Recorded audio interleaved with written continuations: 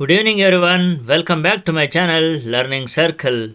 Today in this video, let's know how to score 90 plus marks in first language English NCERT subject code 15E very easily. Before that, if you are watching my videos for the first time, please subscribe to my channel Learning Circle and hit the bell icon for more videos. SSLCಯ ಎಲ್ಲ ಪ್ರೀತಿಯ ಮಕ್ಕಳೇ, ನೀವು first language English NCERTನ ಎಲ್ಲ ಪ್ರಶ್ನೆಗಳನ್ನು ಓದಿ by heart ಮಾಡಿಕೊಂಡು ಇಡೀ text ಬುಕ್ಕನ್ನೇ ಓದ್ಕೊಂಡು ಇದ್ರೂ ಕೂಡ 90+ ಸ್ಕೋರ್ ಮಾಡೋದು ಸಮ್ಟೈಮ್ಸ್ ಕಷ್ಟ ಆಗ್ಬೋದು. ಸೊ ಬರೀ ಹಾರ್ಡ್ ವರ್ಕ್ ಮಾಡಿದ್ರೆ ಸಾಲದು, ಸ್ಮಾರ್ಟ್ ವರ್ಕ್ನು ಕೂಡ ಮಾಡಬೇಕಾಗುತ್ತೆ. ಸೊ ಇನ್ನು ಉಳ್ಕೊಂಡಿರೋ ಕೆಲವೇ ದಿನಗಳಲ್ಲಿ ಹಾರ್ಡ್ ಸ್ಟಡಿ ವರ್ಕ್ ಮಾಡೋದ್ರ ಜೊತೆಲಿ ಸ್ಮಾರ್ಟ್ ಸ್ಟಡಿ ಮಾಡ್ತಾ 90+ ಸ್ಕೋರ್ನ ಈಸಿಯಾಗಿ ಎಲ್ಲರೂ ಕೂಡ ಮಾಡ್ಬೋದು. ಅದು ಹೇಗೆ ಅನ್ನೋದೇ ಈ ವಿಡಿಯೋನ ಮೇನ್ ಥೀಮ್. ಸೊ ಎಲ್ಲೂ ವಿಡಿಯೋನ ಸ್ಕಿಪ್ ಮಾಡಿದೆ ಕೊನೆವರೆಗೂ ನೋಡಿ ಅಂತ ಹೇಳ್ತಾ, ಮೊದಲಿಗೆ 2026ನೇ ಸಾಲಿಗೆ KSEAB ವೆಬ್ಸೈಟ್ನಿಂದ ಪಬ್ಲಿಷ್ ಮಾಡಿರೋ ಈ ಚಾಪ್ಟರ್ ವೈಸ್ ಕಂಟೆಂಟ್ ವೇಟೇಜನ್ನು ಒಂದ್ಸರಿ ನೋಡೋಣ. ಸೊ ನೋಡಿ, ಸೊ ಎಲ್ಲರೂ ಕೂಡ ಈ ಒಂದು ಪೇಜನ್ನು ವಾಚ್ ಮಾಡಿರ್ತೀರಿ ಅಂತ ಅನ್ಕೊತೀನಿ. ಟೋಟಲಿ ಯಾವ್ಯಾವ ಥರ ಕ್ವಶನ್ ಕೇಳಿರ್ತಾರೆ ಅಂತ ನೋಡೋದಾದರೆ 1 marks questions, 2 marks questions, 3 marks questions, 4 marks questions, ಹಾಗೆ 5 ಮಾರ್ಕ್ಸ್ ಕ್ವಶನ್ಸ್, ಹೀಗೆ ಬೇರೆ ಬೇರೆ ಥರ ಕ್ವಶನ್ಸನ್ನು ಕೇಳಿರ್ತಾರೆ. ಓವರಾಲ್ ನೋಡೋದಾದರೆ 1 ಮಾರ್ಕ್ಸ್ದು 20 ಕ್ವಶನ್ಸ್, 2 ಮಾರ್ಕ್ಸ್ದು 10 ಕ್ವಶನ್ಸ್, 3 ಮಾರ್ಕ್ಸ್ದು 10 ಕ್ವಶನ್ಸ್, 4 ಮಾರ್ಕ್ಸ್ದು 5 ಕ್ವಶನ್ಸ್, 5 ಮಾರ್ಕ್ಸ್ದು 2 ಕ್ವಶನ್ಸ್ ಮಾತ್ರ ಇರುತ್ತೆ. ಓವರಾಲ್ ಟೋಟಲ್ 47 ಕ್ವಶನ್ಸ್ ಇರುತ್ತೆ. 100 ಮಾರ್ಕ್ಸ್ ಅಲಾಟ್ ಆಗಿರುತ್ತೆ ಅನ್ನೋದು ನಿಮಗೆಲ್ಲ ಗೊತ್ತಿರುವಂಥ ವಿಚಾರ. ಸೊ ಈ ಎಲ್ಲ ಲೆಸನ್ಸಿಂದ ಯಾವ ರೀತಿ ಕ್ವಶನ್ಸನ್ನು ಫ್ರೇಮ್ ಮಾಡ್ತಾರೆ, ಯಾವ ರೀತಿ ಕ್ವಶನ್ಸನ್ನು ಅಲಾಟ್ ಮಾಡ್ತಾರೆ ಅನ್ನೋದನ್ನು ತಿಳ್ಕೊಬೇಕಾಗುತ್ತೆ. ಅದನ್ನೇ ನಾವು ಬ್ಲೂ ಪ್ರಿಂಟ್ ಅಂತ ಕರಿಬೋದು. ಸೊ ಇದು design of question paper first language English NCERT 15E. ಯಾವ ರೀತಿ ಕ್ವಶನ್ ಪೇಪರನ್ನು ಡಿಸೈನ್ ಮಾಡ್ತಾರೆ ಅನ್ನೋದನ್ನು ನಾವು ತಿಳ್ಕೊಬೇಕಾಗುತ್ತೆ. So first point, weightage to the objectives. ಆಬ್ಜೆಕ್ಟಿವ್ಸ್ಗೆ ಯಾವ ರೀತಿ ವೆಯ್ಟೇಜನ್ನು ಕೊಟ್ಟಿರ್ತಾರೆ. ಸೊ ಆಬ್ಜೆಕ್ಟಿವ್ಸ್ ಅಂದರೆ ಯಾವ್ಯಾವುದು? First one, remembering 21%, 21 marks. Comprehension 36%, 36 marks. Expression 39%, 39 marks. ಹಾಗೆಯೇ ಅಪ್ರಿಷಿಯೇಷನ್ 4%, 4 ಮಾರ್ಕ್ಸ್. ಟೋಟಲಿ 100% ಅಂತ ತಗೊಂಡ್ರೆ 100 ಮಾರ್ಕ್ಸಿಗೆ ಈ ರೀತಿ ಬೇರೆ ಬೇರೆ ಆಬ್ಜೆಕ್ಟಿವ್ಸ್ಗೆ ವೆಯ್ಟೇಜನ್ನು ಕೊಟ್ಟಿರ್ತಾರೆ. ಸೊ ಈ ಆಬ್ಜೆಕ್ಟಿವ್ಸಲ್ಲಿ ರಿಮೆಂಬರಿಂಗ್ ಅಂದ್ರೇನು, ಕಾಂಪ್ರಹೆನ್ಷನ್ ಅಂದ್ರೇನು, ಎಕ್ಸ್ಪ್ರೆಷನ್ ಅಂದ್ರೇನು, ಯಾವ ರೀತಿ ಕ್ವಶನ್ಸನ್ನು ಕೇಳ್ತಾರೆ ಅಂತ ನೋಡೋದಾದರೆ, ಈ revised Bloom's taxonomy learning evaluating actions educational objectives for languages ಅನ್ನೋದನ್ನು ನಾವು ಸ್ಟಡಿ ಮಾಡಬೇಕಾಗುತ್ತೆ. ಹೇಗೆ ಈ ಕಾಗ್ನೇಟಿವ್ ಆಬ್ಜೆಕ್ಟಿವ್ಸ್ ಯಾವ್ಯಾವುದು, ಅದಕ್ಕೆ ಸ್ಪೆಸಿಫಿಕೇಷನ್ಸ್, ಆ್ಯಕ್ಷನ್ ಅಥವಾ ವರ್ಬನ್ನು ಯಾವ ರೀತಿ ಕೇಳ್ಬೋದು ಅನ್ನೋದನ್ನು ಈ ಒಂದು ಟೇಬಲಿಂದ ನಾವು ತಿಳ್ಕೊಬೋದು. ಹೇಗೆ ರಿಮೆಂಬರಿಂಗ್ ಅಥವಾ ನಾಲೆಡ್ಜ್ ಅನ್ನೋ ಆಬ್ಜೆಕ್ಟಿವ್ಸ್ಗೆ ಸಂಬಂಧಪಟ್ಟ ಹಾಗೆ ಯಾವೆಲ್ಲ ವರ್ಡ್ಸನ್ನು ಯೂಸ್ ಮಾಡಿ ಕ್ವಶನ್ಸನ್ನು ಫ್ರೇಮ್ ಮಾಡ್ತಾರೆ ಅಂತ ನೋಡೋದಾದರೆ, list, select, name, state, define, identify, describe, label, locate, recite, recognise, match, relate, record, memorise ಅನ್ನೋ ವರ್ಡ್ಸನ್ನು ಯೂಸ್ ಮಾಡಿ ಈ ಆಬ್ಜೆಕ್ಟಿವ್, ರಿಮೆಂಬರಿಂಗ್ ಆಬ್ಜೆಕ್ಟಿವ್ಗೆ ಸಂಬಂಧಪಟ್ಟ ಹಾಗೆ ಕ್ವಶನ್ಸನ್ನು ಫ್ರೇಮ್ ಮಾಡ್ತಾರೆ.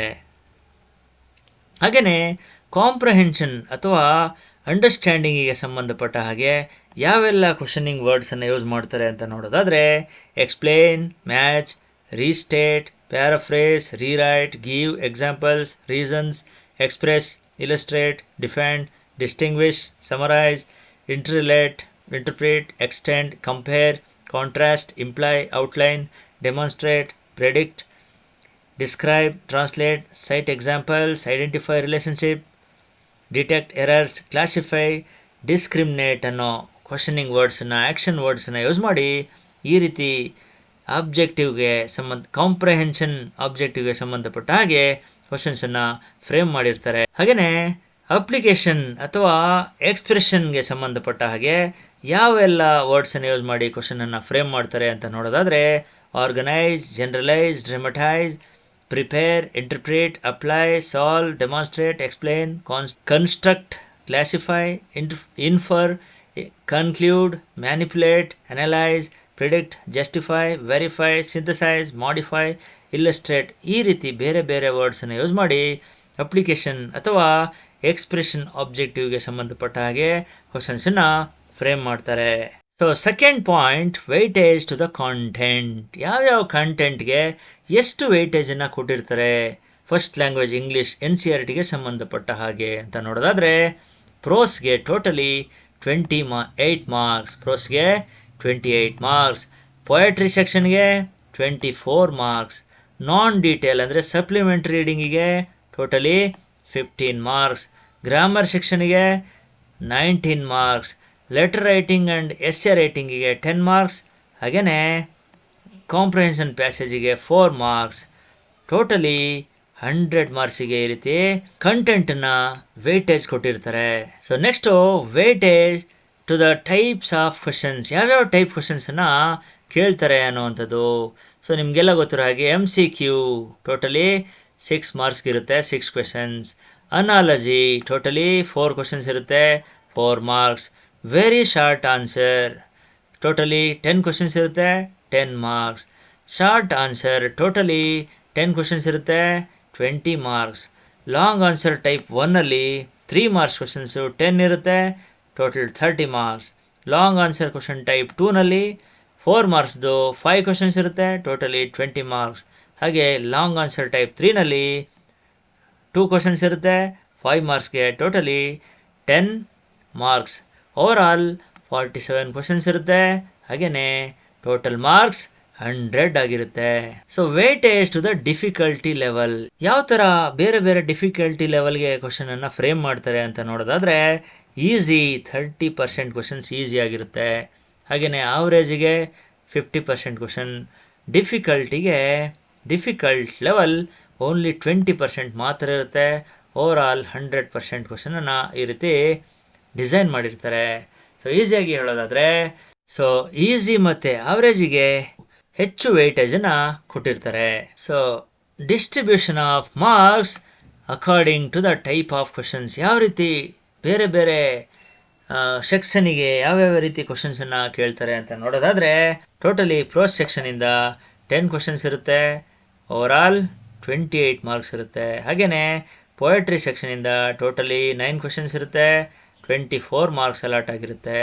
ಹಾಗೆಯೇ ನಾನ್ ಡೀಟೇಲ್ ಅಂದರೆ ಸಪ್ಲಿಮೆಂಟ್ರಿ ರೀಡಿಂಗಿಂದ ಟೋಟಲಿ 9 ಕ್ವಶನ್ಸ್ ಇರುತ್ತೆ, ಟೋಟಲಿ 15 ಮಾರ್ಕ್ಸ್ ಅಲಾಟ್ ಆಗಿರುತ್ತೆ. ಹಾಗೆಯೇ ಗ್ರಾಮರ್ ಆ್ಯಂಡ್ ವೊಕ್ಯಾಬ್ಯುಲರಿ ಸೆಕ್ಷನಿಂದ ಟೋಟಲಿ 16 ಕ್ವಶನ್ಸ್ ಇರುತ್ತೆ, 19 ಮಾರ್ಕ್ಸ್ ಆಗಿರುತ್ತೆ. ಹಾಗೆಯೇ ಕಾಂಪ್ರಿಹೆನ್ಷನ್, ಪ್ಯಾಸೇಜ್ ಆ್ಯಂಡ್ ಕಾಂಪೋಸಿಷನ್ಗೆ ಟೋಟಲಿ ಹೇಳೋದಾದರೆ 3 ಕ್ವಶನ್ಸ್ ಇರುತ್ತೆ, ಟೋಟಲ್ ಮಾರ್ಕ್ಸ್ 14 ಆಗಿರುತ್ತೆ. ಓವರಾಲ್ 47 ಕ್ವಶನ್ಸ್ ಇದ್ದರೆ ಟೋಟಲ್ 100 ಮಾರ್ಕ್ಸ್ ಈ ರೀತಿ ಡಿಸೈನ್ ಮಾಡಿರ್ತಾರೆ ಕ್ವಶನ್ ಪೇಪರನ್ನು. ಸೊ ಈಗ ಪ್ರೋಸ್ ಸೆಕ್ಷನಿಂದ 10 ಕ್ವಶನ್ಸ್ ಯಾವ ರೀತಿ ಡಿಸೈನ್ ಮಾಡಿದ್ದಾರೆ. ಸೊ ಪ್ರೋಸ್ ಸೆಕ್ಷನಿಂದ 10 ಕ್ವಶನ್ಸ್ ಯಾವ ರೀತಿ ಅಲಾಟ್ ಆಗಿರುತ್ತೆ ಅನ್ನೋದನ್ನು ನೋಡೋಣ. ಸೊ ಇದು ಪ್ರೋಸ್ ಸೆಕ್ಷನ್. ಟೋಟಲಿ 12 ಲೆಸನ್ಸನ್ನು ಫಸ್ಟ್ ಲ್ಯಾಂಗ್ವೇಜ್ ಇಂಗ್ಲೀಷ್ NCERTಗೆ ಕೊಟ್ಟಿದ್ದಾರೆ. ಅದರಲ್ಲಿ 1 ಮಾರ್ಕ್ಸ್ದು 1 ಕ್ವಶನ್ ಮಾತ್ರ ಬರುತ್ತೆ. ಪ್ರೋಸ್ ಸೆಕ್ಷನಿಂದ 1 ಮಾರ್ಕ್ಸ್ದು 1 ಕ್ವಶನ್ ಮಾತ್ರ ಬರುತ್ತೆ, ಅದು ಕೂಡ ಟೀ ಫ್ರಮ್ ಅಸ್ಸಾಂ ಅನ್ನೋ ಲೆಸನಿಂದ ಮಾತ್ರ ಬರುತ್ತೆ ಅನ್ನೋದು ಈ ಬ್ಲೂ ಪ್ರಿಂಟಿಂದ ನಮಗೆ ಗೊತ್ತಾಗುತ್ತೆ. ಸೊ ಈಸಿಯಾಗಿ ನಾವು 1 ಮಾರ್ಕ್ಸ್ ಕ್ವಶನನ್ನು ಈ ಲೆಸನಿಂದ ಮಾತ್ರ ಓದ್ಕೋಬೇಕಾಗುತ್ತೆ. ಹಾಗೆಯೇ 2 ಮಾರ್ಕ್ಸ್ದು 2 ಕ್ವಶನ್ ಬರುತ್ತೆ. ಯಾವ್ಯಾವ ಲೆಸನಿಂದ? ಒಂದು letter from god, another one from the lesson the proposal ಅನ್ನೋ ಲೆಸನಿಂದ ಮಾತ್ರ 2 ಮಾರ್ಕ್ಸ್ ಕ್ವಶನ್ಸ್ ಬರುತ್ತೆ ಅನ್ನೋದು ಗೊತ್ತಾಗುತ್ತೆ.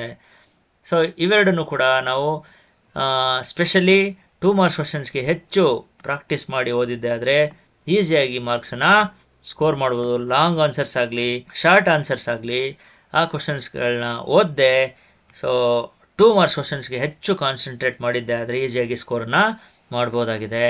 ಹಾಗೆಯೇ ಪ್ರೋಸ್ ಸೆಕ್ಷನಿಂದ 3 ಮಾರ್ಕ್ಸ್ದು ಟೋಟಲಿ 5 ಕ್ವಶನ್ಸ್ ಇರುತ್ತೆ, 5 ಕ್ವಶನ್ ಇರುತ್ತೆ 3 ಮಾರ್ಕ್ಸ್ದು. ಸೊ ಈ 5 ಕ್ವಶನ್ಸಲ್ಲಿ ಕ್ವಶನ್ ನಂಬರ್ 31ಇಂದ 40ವರೆಗೂ ಈ 5 ಕ್ವಶನ್ಸ್ ಇರುತ್ತೆ. ಸೊ 5 ಕ್ವಶನಲ್ಲಿ 2 ಕ್ವಶನು ಅನೋಟೇಷನ್ಗೆ ಇರುತ್ತೆ. ಸೊ 5ರಲ್ಲಿ 2 ಕ್ವಶನು ಅನೋಟೇಷನು. ಸೊ ಅನೋಟೇಷನ್ಗೆ ಯಾವುದೇ ಲೆಸನಿಂದ 2 ಕ್ವಶನನ್ನು ಕೇಳ್ಬೋದು ಪ್ರೋಸ್ ಸೆಕ್ಷನಿಂದ. ಒಂದು ವೇಳೆ ಪ್ರೋಸ್ ಸೆಕ್ಷನಿಂದ 3 ಕ್ವಶನ್ ಕೇಳಿದ್ದಾರೆ ಅಂತ ಅಂದ್ಕೊಳ್ಳಿ. ಕ್ವಶನ್ ನಂಬರ್ 31ಇಂದ 36ವರೆಗೆ 3 ಕ್ವಶನ್ ಪ್ರೋಸ್ನಿಂದ ಕೇಳಿದ್ದಾರೆ. ಯಾವ್ಯಾವ ಲೆಸನ್ನಿಂದ ಅಂತ ನಿಮಗೆ ಈಸಿಯಾಗಿ ಗೊತ್ತಾಗಿದೆ ಅಂತ ಅಂದ್ಕೊಳ್ಳೋಣ. ಸೊ ಉಳಿದಿದ್ದು 2 ಕ್ವಶನ್ ಮಾತ್ರ ಉಳ್ಕೊಂಡಿರುತ್ತೆ.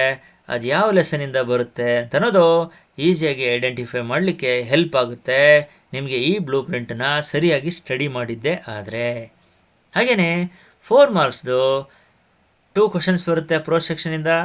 ಒಂದು ನೆಲ್ಸನ್ ಮಂಡೆಲಾ ಅನ್ನೋ ಲೆಸನಿಂದ, ಹಾಗೆಯೇ ಬೇಕರ್ ಫ್ರಮ್ ಗೋವಾದಿಂದ ಒಂದು 4 ಮಾರ್ಕ್ಸ್ ಕ್ವಶನ್ಸ್ ಬರುತ್ತೆ. ಸೊ ಈ 2 ಕ್ವಶನ್ಗೆ ಸಂಬಂಧಪಟ್ಟ ಹಾಗೆ ಪ್ರತಿ ಲೆಸನಿಂದ 2 to 3 ಕ್ವಶನ್ಸನ್ನು ಚೆನ್ನಾಗಿ ಬರೆದು ಪ್ರಾಕ್ಟೀಸ್ ಮಾಡಿದ್ದೆ ಆದರೆ ಎಲ್ಲ ಕ್ವಶನ್ಸ್ಗೂ ಈಸಿಯಾಗಿ ಅಟೆಂಡ್ ಮಾಡಲಿಕ್ಕೆ ಸಾಧ್ಯ ಆಗುತ್ತೆ ಮತ್ತು ಒಳ್ಳೆಯ ಸ್ಕೋರನ್ನು ಕೂಡ ನೀವು ಮಾಡ್ಬೋದಾಗಿದೆ. ಓವರಾಲ್ ಪ್ರೋಸ್ ಸೆಕ್ಷನಿಂದ 10 ಕ್ವಶನ್ಸ್ ಬರುತ್ತೆ. ಟೋಟಲ್ ನಂಬರ್ ಆಫ್ ಮಾರ್ಕ್ಸ್ 28 ಆಗಿರುತ್ತೆ. ಸೊ ಬೆಟರ್ ಮೈ ಸಜೆಷನ್, ಯಾವುದೇ ಕಾರಣಕ್ಕೂ ಚಾಯ್ಸ್ ಕ್ವಶನ್ ಮೇಲೆ ಡಿಪೆಂಡ್ ಆಗಬೇಡಿ ಅಂತ ಅನ್ನೋದು. ಸೊ ಈಗ ನಾವು ಪೊಯೆಟ್ರಿ ಸೆಕ್ಷನನ್ನು ನೋಡೋಣ. ಟೋಟಲಿ ಪೊಯೆಟ್ರಿ ಸೆಕ್ಷನನ್ನು ನೋಡೋದಾದರೆ ಟೋಟಲಿ 10 ಪೊಯಮ್ಸ್ ಇದೆ. ಈ 10 ಪೊಯಮ್ಸಿಂದ 1 ಮಾರ್ಕ್ಸ್ದು ಕೇವಲ 2 ಕ್ವಶನ್ ಮಾತ್ರ ಬರುತ್ತೆ. ಅದು how to tell wild animals ಅನ್ನೋ ಪೊಯಮಿಂದ, ಹಾಗೆಯೇ ಫಾಗ್ ಪೊಯಮಿಂದ 1 ಮಾರ್ಕ್ಸ್ದು 1 ಕ್ವಶನ್ ಮಾತ್ರ ಬರುತ್ತೆ. ಸೊ 2 ಮಾರ್ಕ್ಸ್ದು ಒಂದೇ ಒಂದು ಕ್ವಶನ್ ಬರುತ್ತೆ, ಅದು ಕೂಡ how to tell wild animal ಅನ್ನೋ ಲೆಸನಿಂದ ಮಾತ್ರ. ಉಳಿದಂತೆ 3 ಮಾರ್ಕ್ಸ್ದು ಟೋಟಲಿ 4 ಕ್ವಶನ್ಸ್ ಬರುತ್ತೆ. 3 ಮಾರ್ಕ್ಸ್ದು ಟೋಟಲಿ ಪೊಯಮ್ ಸೆಕ್ಷನಿಂದ 4 ಕ್ವಶನ್ಸ್ ಬರುತ್ತೆ. ಈ 4 ಕ್ವಶನ್ಸಲ್ಲಿ 2 ಕ್ವಶನ್ಸು ಅನೋಟೇಷನ್ ಆಗಿರುತ್ತೆ. ಸೊ ನಿಮಗೆ ಅನೋಟೇಷನ್ ಕ್ವಶನ್ಸನ್ನು ಈಸಿಯಾಗಿ ಐಡೆಂಟಿಫೈ ಮಾಡೋದು ಹೇಗೆ ಅಂತಂದರೆ 3 ಮಾರ್ಕ್ಸ್ ಕ್ವಶನ್ಸು ಕ್ವಶನ್ ನಂಬರ್ 31ಇಂದ 36ವರೆಗೂ ಇರುತ್ತೆ. ಸೊ ಅಲ್ಲಿ ಪೊಯಮ್ ಸೆಕ್ಷನಿಂದ 2 ಕ್ವಶನ್ ಅಂತೂ ಬಂದಿರುತ್ತೆ. ಆ 2 ಕ್ವಶನ್ ಯಾವ ಪೊಯಮಿಂದ ಅಂತ ನೀವು ಐಡೆಂಟಿಫೈ ಮಾಡಿಬಿಟ್ರೆ ಉಳಿದಿದ್ದು 2 ಸ್ಟೇಟ್ಮೆಂಟ್ ಏನು ಅನೋಟೇಷನ್ಸ್ ಕೊಟ್ಟಿರ್ತಾರೆ ಅದನ್ನು ಈಸಿಯಾಗಿ ಐಡೆಂಟಿಫೈ ಮಾಡಲಿಕ್ಕೆ ಸಾಧ್ಯ ಆಗುತ್ತೆ. ಸೊ ಈ ರೀತಿ ನೀವು ಎಲ್ಲ ಕ್ವಶನ್ಸ್ಗೂ ಅಟೆಂಡ್ ಮಾಡಲಿಕ್ಕೆ ಈಸಿ ಅನಿಸುತ್ತೆ. ಹಾಗೆಯೇ 4 ಮಾರ್ಕ್ಸ್ದು ಫೈರ್ ಆ್ಯಂಡ್ ಐಸಿಂದ ಕೋಟ್ ಫ್ರಮ್ ದ ಮೆಮೊರಿ ಅನ್ನೋ ಕ್ವಶನ್ ಬರುತ್ತೆ, ಈಸಿಯಾಗಿ ನೀವು ಬರಿಬೋದು. ಮತ್ತು ಟೈಗರ್ ಇನ್ ದ ಝೂ ಅನ್ನೋ ಪೊಯಮಿಂದ 4 ಮಾರ್ಕ್ಸ್ದು ಒಂದು ಕ್ವಶನ್ ಬಂದೇ ಬರುತ್ತೆ. ಅದು ಕೂಡ ಓವರಾಲ್ ಸಮ್ಮರಿನ ಬರೆದು ಚೆನ್ನಾಗಿ ಪ್ರಾಕ್ಟೀಸ್ ಮಾಡಿದ್ದೆ ಆದರೆ ಈಸಿಯಾಗಿ ನೀವು ಸ್ಕೋರನ್ನು ಮಾಡ್ಬೋದು. ಓವರಾಲ್ ಹೇಳೋದಾದರೆ ಟೋಟಲಿ ಪೊಯೆಟ್ರಿ ಸೆಕ್ಷನಿಂದ 9 ಕ್ವಶನ್ಸ್ ಇರುತ್ತೆ. 9 ಈಸಿ ಕ್ವಶನ್ಸ್ ಅಂತ ಹೇಳ್ಬೋದು. ಹಾಗೆಯೇ 9 ಕ್ವಶನ್ಸ್ಗೆ ಟೋಟಲಿ 24 ಮಾರ್ಕ್ಸ್ ಅಲಾಟ್ ಆಗಿರುತ್ತೆ.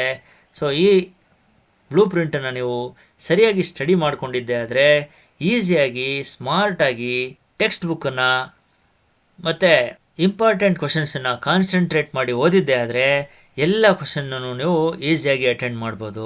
ಸೊ ಈಗ ಸಪ್ಲಿಮೆಂಟ್ ರೀಡಿಂಗಿಂದ ನೋಡೋದಾದರೆ ಟೋಟಲಿ 9 ಲೆಸನ್ಸ್ ಇದೆ. ಸಪ್ಲಿಮೆಂಟ್ ರೀಡಿಂಗಿಂದ ಟೋಟಲ್ ನಂಬರ್ ಆಫ್ ಲೆಸನ್ಸ್ 9. ಈ 9 ಲೆಸನಿಂದ ಟೋಟಲಿ 4 1 ಮಾರ್ಕ್ಸ್ ಕ್ವಶನ್ಸ್ ಇರುತ್ತೆ. Total number of 1 marks question from supplement reading is 4. ಹಾಗೆಯೇ 2 ಮಾರ್ಕ್ಸ್ ಕ್ವಶನು 4 ಇರುತ್ತೆ ಸಪ್ಲಿಮೆಂಟ್ ರೀಡಿಂಗಿಂದ. ಹಾಗೆಯೇ 3 ಮಾರ್ಕ್ಸ್ದು ಒಂದೇ ಒಂದು ಕ್ವಶನ್ ಇರುತ್ತೆ, ಅದು ಕೂಡ ದ ನೆಕ್ಲೆಸ್ ಅನ್ನೋ ಲೆಸನಿಂದ. ಓವರಾಲ್ ಹೇಳೋದಾದರೆ total number of questions from supplementary reading is 9 questions ಇರುತ್ತೆ. ಟೋಟಲ್ ನಂಬರ್ ಆಫ್ ಮಾರ್ಕ್ಸ್ ಎಷ್ಟು ಅಂತ ಹೇಳೋದಾದರೆ 15 ಮಾರ್ಕ್ಸಿಗೆ ಇರುತ್ತೆ. ಸೊ ಈ ರೀತಿ ನೀವು ಎಲ್ಲ ಪ್ರೋಸ್, ಪೊಯೆಟ್ರಿ, ಸಪ್ಲಿಮೆಂಟ್ ರೀಡಿಂಗ್ನ ಎಲ್ಲ ಲೆಸನ್ಸ್ಗೆ ಯಾವ ರೀತಿ ಮಾರ್ಕ್ಸ್ ಅಲಾಟ್ ಆಗಿದೆ ಅನ್ನೋದನ್ನು ನೋಟ್ ಮಾಡಿಕೊಂಡು ಸ್ಮಾರ್ಟಾಗಿ ಸ್ಟಡಿ ಮಾಡಿದ್ದೆ ಆದರೆ ಎಲ್ಲ ಕ್ವಶನ್ಸ್ಗೂ ಈಸಿಯಾಗಿ ಅಟೆಂಡ್ ಮಾಡಿ ಒಳ್ಳೆ ಸ್ಕೋರನ್ನು ಮಾಡಲಿಕ್ಕೆ ಡೆಫಿನೆಟ್ಲಿ ಹೆಲ್ಪ್ ಆಗುತ್ತೆ. ಸೊ ನಾವು let's move on towards grammar and vocabulary section. Grammar ಮತ್ತು ವೊಕ್ಯಾಬ್ಯುಲರಿ ಸೆಕ್ಷನ್ ಕಡೆಗೆ ಹೋಗೋದಾದರೆ ಗ್ರಾಮರ್ ಆ್ಯಂಡ್ ವೊಕ್ಯಾಬ್ಯುಲರಿಯಿಂದ ಟೋಟಲಿ 1 ಮಾರ್ಕ್ಸ್ದು 13 ಕ್ವಶನ್ಸ್ ಇರುತ್ತೆ. 2 ಮಾರ್ಕ್ಸ್ದು 3 ಕ್ವಶನ್ಸ್ ಇರುತ್ತೆ. ಟೋಟಲಿ 16 ಕ್ವಶನ್ಸ್ ಇದ್ದರೆ ನಂಬರ್ ಆಫ್ ಮಾರ್ಕ್ಸ್ 19 ಇರುತ್ತೆ. ಹಾಗೆಯೇ ಕಾಂಪ್ರಿಹೆನ್ಷನ್ ಆ್ಯಂಡ್ ಪ್ಯಾಸೇಜಿಗೆ 1 ಕ್ವಶನ್ ಇರುತ್ತೆ 4 ಮಾರ್ಕ್ಸ್ದು. ಹಾಗೆ ಲೆಟರ್ ರೈಟಿಂಗ್ ಮತ್ತು ಎಸ್ಸೆ ರೈಟಿಂಗ್ ನೋಡೋದಾದರೆ ಎಸ್ಸೆ ರೈಟಿಂಗಿಗೆ 1 ಕ್ವಶನು, ಹಾಗೆ ಲೆಟರ್ ರೈಟಿಂಗಿಗೆ ಒಂದು ಅಫಿಷಿಯಲ್ ಲೆಟರ್ ಆಗಿದ್ದರೆ ಇನ್ನೊಂದು ಪರ್ಸ್ನಲ್ ಲೆಟ್ರನ್ನ ಕೊಟ್ಟಿರ್ತಾರೆ. ಸೊ ಈಗ ವೆರಿ ಇಂಪಾರ್ಟೆಂಟ್ ಯಾವುದು ಅಂತಂದರೆ ಗ್ರಾಮರ್ ಆ್ಯಂಡ್ ವೊಕ್ಯಾಬ್ಯುಲರಿ ಸೆಕ್ಷನಿಂದ ಯಾವೆಲ್ಲ ಗ್ರಾಮರ್ ಪಾಯಿಂಟ್ಸನ್ನು ನಾವು ಕಲ್ತ್ಕೋಬೇಕಾಗುತ್ತೆ ಅನ್ನೋದನ್ನು ನೋಡೋಣ. NCERT first language English 15E grammar topics for SSLC examination ಅಂತ ನೋಡೋದಾದರೆ ಯಾವೆಲ್ಲ ಗ್ರಾಮರ್ ಮತ್ತು ವೊಕ್ಯಾಬ್ಯುಲರಿ ಟಾಪಿಕ್ಸನ್ನು ನಾವು ಸ್ಟಡಿ ಮಾಡಬೇಕಾಗುತ್ತೆ. ಟೋಟಲಿ ಫಸ್ಟ್ ಲ್ಯಾಂಗ್ವೇಜ್ ಇಂಗ್ಲೀಷ್ NCERTಗೆ ಸಂಬಂಧಪಟ್ಟ ಹಾಗೆ ಗ್ರಾಮರ್ ಆ್ಯಂಡ್ ವೊಕ್ಯಾಬ್ಯುಲರಿ ಸೆಕ್ಷನಿಂದ 19 ಮಾರ್ಕ್ಸ್ ಬರುತ್ತೆ. ಸೊ ಯಾವ್ಯಾವ ಸೆಕ್ಷನ್ ಇರುತ್ತೆ ಅಂತಂದರೆ first one meaning or synonyms, second one antonyms using prefixes and suffixes, next one homophones rhyming words, next one parts of speech, next one word forms, nouns, verbs, adjectives and adverbs, nouns, genders, numbers and collective nouns, etc. ಹಾಗೆಯೇ same words used as different parts of speech, words used in sentences as noun and verb and adjective and adverb, ಈ ರೀತಿ ಕ್ವಶನ್ಸನ್ನು ಕೇಳಿರ್ತಾರೆ. ಹಾಗೆಯೇ 8th one phrasal verbs in sentences, 9th one models, language functions such as request, permission, ability, etc. Next point idioms and phrases, next tenses and correct forms of verbs, ಹಾಗೆಯೇ prepositions and conjunctions, articles, ಹಾಗೆಯೇ question tags, punctuation, active and passive voice, ಹಾಗೆಯೇ degrees of comparison, direct and reported speech, clauses and types of clauses ಅಂದರೆ different types of clauses, if clause, if conditions, figures of speech, framing questions to get underlined word as answers, transformation of sentences ಅಂದರೆ ಇಲ್ಲಿ simple, compound, complex sentence ಆಗ್ಬೋದು, affirmative, negative, interrogative, exclamatory ಸೆಂಟೆನ್ಸ್ಗಳಾಗ್ಬೋದು. ಹಾಗೆಯೇ using structure sentences ಅಂದರೆ combine ಮಾಡುವಂಥದ್ದು, usage of structures in sentences ಅಂದರೆ ಸೆಂಟೆನ್ಸಸ್ಸನ್ನು combine ಮಾಡುವಂಥದ್ದು ಅಂದರೆ neither nor, either or, no sooner than, to, so that not, as soon as, hardly, seldom, besides, both and ಈ ರೀತಿಯಾಗಿ ಬೇರೆ ಬೇರೆ ಥರ ಗ್ರಾಮರ್ ಟಾಪಿಕ್ಸನ್ನು ಯೂಸ್ ಮಾಡಿಕೊಂಡು ಕ್ವಶನ್ಸನ್ನು ಫ್ರೇಮ್ ಮಾಡಿರ್ತಾರೆ. ಓವರಾಲ್ ಸೊ ಈ ಎಲ್ಲ ಪಾಯಿಂಟ್ಸನ್ನು ನೀವು ವೆಯ್ಟೇಜನ್ನು ನೀವು ಸ್ಟಡಿ ಮಾಡಿ ಅಕಾರ್ಡಿಂಗ್ ಟು ಬ್ಲೂ ಪ್ರಿಂಟನ್ನು ಫಾಲೋ ಮಾಡಿಕೊಂಡು ಹಾರ್ಡ್ ಸ್ಟಡಿ ಮಾಡೋದ್ರ ಜೊತೆಗೆ ಸ್ಮಾರ್ಟ್ ಸ್ಟಡಿ ಮಾಡಿದ್ದೆ ಆದರೆ definitely you are going to score 90+ marks very easily. Hope you have understood this video very well. ಎಲ್ರಿಗೂ ಒಳ್ಳೆಯದಾಗಲಿ. All the very best. Thank you very much for watching this video. Jai Hind. Vande Mataram.